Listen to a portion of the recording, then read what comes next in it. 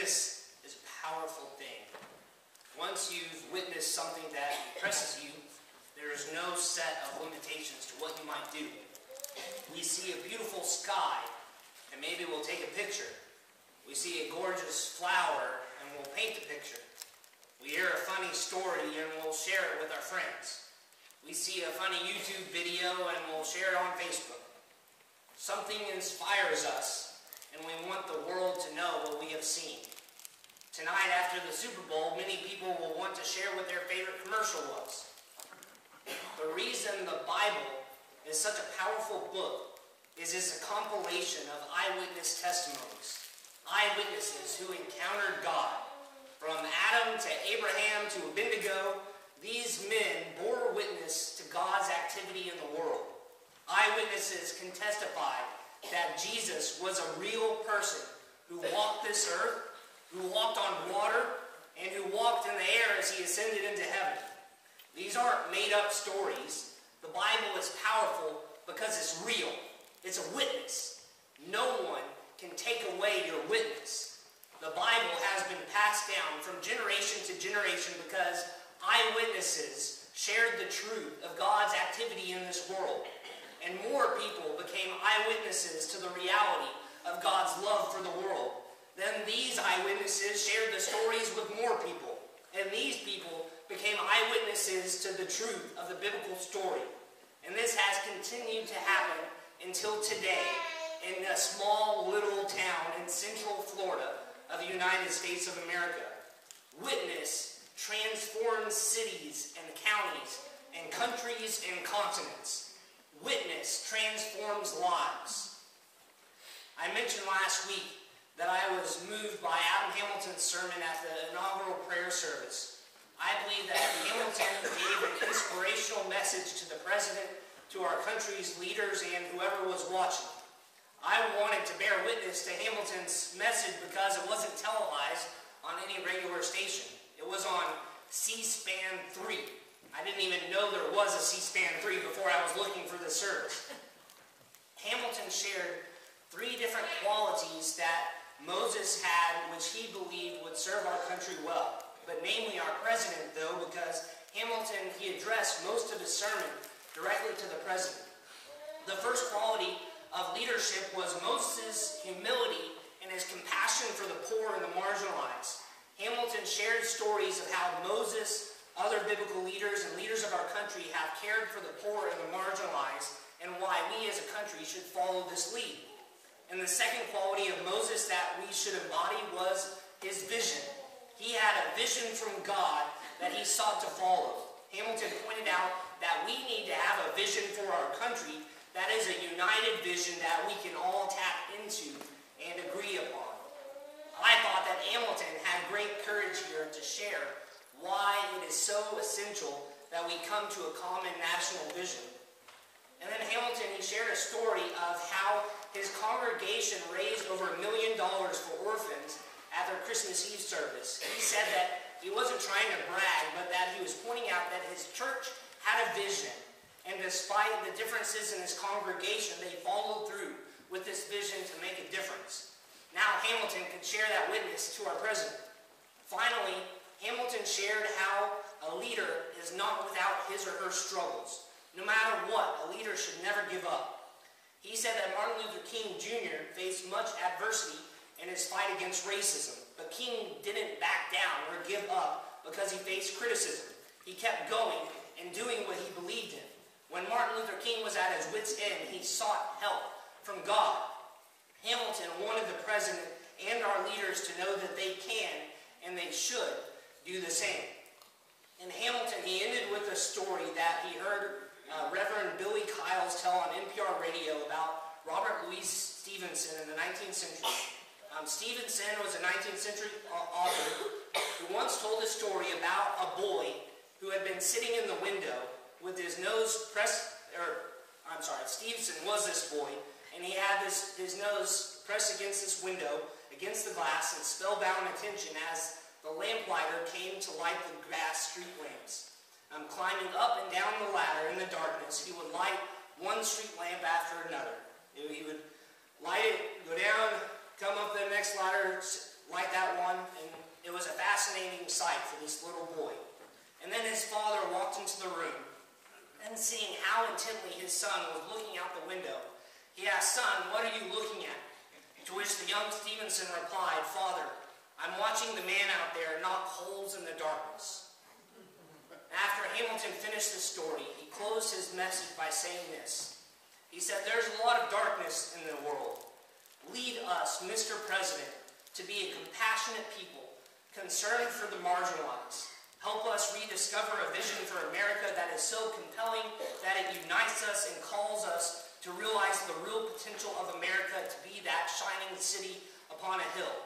And when you feel your lowest, don't give up. Rather, wait upon the Lord, and he will renew your strength, so that you might lead us to knock holes in the darkness." I had a few thoughts and feelings after hearing Hamilton's message. First, I was in tears because I was moved by this powerful witness, not just to our president, but to our entire country, or whoever was watching online or C-SPAN 3. But second, I thought, how powerful would it be to share a sermon directly to the president, to share this witness to the most powerful man in the world, to the leader of the free country, a witness that you feel God is leading you to share? I mean, what would you share on a stage like this with the president's full attention on your every word? And finally, I was proud. I was proud to be a United Methodist. I was proud of what this United Methodist pastor from Kansas was sharing with our president. Proud of the way that he represented our church and our faith well. He gave a short but powerful sermon that is something that has stuck with me. And I think that the president will have to remember at least something from this witness from a United Methodist pastor. I mean, who knows what this witness could do? Even if it doesn't change our president or our leaders, it's changed me. I'm ready to knock holes in the darkness. Witness is a powerful thing.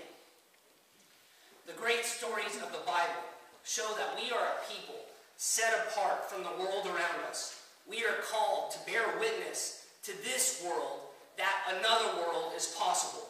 We can knock holes in the darkness.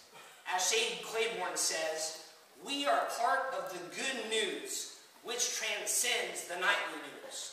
We are part of the good news which transcends the nightly news. We're set apart to share something different than what the world around us says we can do. See, a colleague of mine was giving me some advice earlier this week. He said, "Russell, you need to work at a larger church soon to gain experience from that type of church. Do you know why?" He said, "Because a larger church knows how to think big in ways that a small church simply can't comprehend." I bit my tongue, and I thank my colleague for his advice, but I know he needed to think bigger. God can do big things in small places. Never underestimate what God can make big things happen. My colleague apparently has never heard of First United Methodist Church in Reddick, Florida. I mean, I admit that I probably would have said the same thing before I served here as your pastor. You have proved to me that a small church can think much bigger than any other church.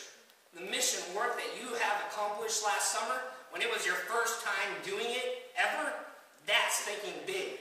The way you have helped out families in need, the excitement that you have, which is simply contagious, the empowerment that I can see in your eyes every time you set out to complete a task, you believe that God made you to be awesome. You are empowered to do ministry in a way that I can't remember ever seeing at any other church that I've been at. And I've been part of plenty of bigger churches. No church thinks bigger than this one. It's not the size of the church, it's the power of the people. You all have a witness at this church that no one can take away from you. I might have agreed with my colleague before, but I can bear witness now to something different. See, I know a small church can be just as empowered to make a difference. I know a small church can do something different. I've seen it. No one can tell me that you can't do something when you've done it. When you've allowed God to transform your life and make you awesome, no one can take away that witness. I've seen lives transformed here. I've seen relationships reconciled and restored. I've seen marriages and friendships rekindled. I've seen healing take place. I've seen children learn to believe in themselves. I've seen the youth empowered. I've seen young adults inspired. I've seen older adults open their hearts and their minds and their doors. I've seen people on their deathbed turn their lives around. I've seen you all pour out your hearts for one another and for our community. You can't take away this witness. I know you're made to be awesome because I've seen you live that way. Your witness shows up in the way you talk, how you act, how you react, how you treat others, in your passion and motivation. Everything you do bears witness to the God who made you to be awesome. You're awesome. And that's the witness that I can share with everyone for the rest of my life and that you can share with everyone for the rest of your lives. For your witness makes this story real. See, Jesus, he said to Thomas, after he showed his doubting disciple Thomas the holes in his hand and his feet, he said, "Blessed are you, for you have seen, but blessed also are those who believe without seeing. Who will be touched by your witness? Who will be convinced of the reality that you know to be true just by the stories you tell and the life that you live? Who will believe without seeing?" See, I love what Apostle Paul says in Ephesians 3:7-8. Paul thinks that he is so unworthy to share this witness. God has privileged him to share this story, what he calls riches that no one has ever imagined. Paul says that he is privileged to be an echo of God's voice. It's not about any one of us bearing witness to ourselves. It's not about me. It's not about the pastor or the lay leader or the choir director or the youth leaders or the greeter or the youth or the children or the longtime members or our new members. It's a testimony of God's activity that we all get to be a part of. We're eyewitnesses to God continuing the story that he's been telling forever. We're now a part of the biblical story. We join the eyewitnesses that have come before us to tell the story of what we have seen and what we know to be true, even when we believed without seeing it. We can tell the story of God empowering us to do ministry, to bear witness to God's activity, and to be an echo of God's voice. See, in John 1, Jesus is recruiting new disciples to follow him. And Nathanael, he's unconvinced that Jesus is who he says he is. So Jesus says that he saw Nathanael when he was under the fig tree before Philip called him. And Nathanael responds, "You are the Son of God. You are the King of Israel." And Jesus says, "You believe just because I said I saw you under the fig tree?" He says, "Truly I tell you, you will see greater things than that." I mean, I think Jesus is basically saying, you ain't seen nothing yet. Even though we can bear witness to what God can do today through what we've seen, truly I tell you, you ain't seen nothing yet.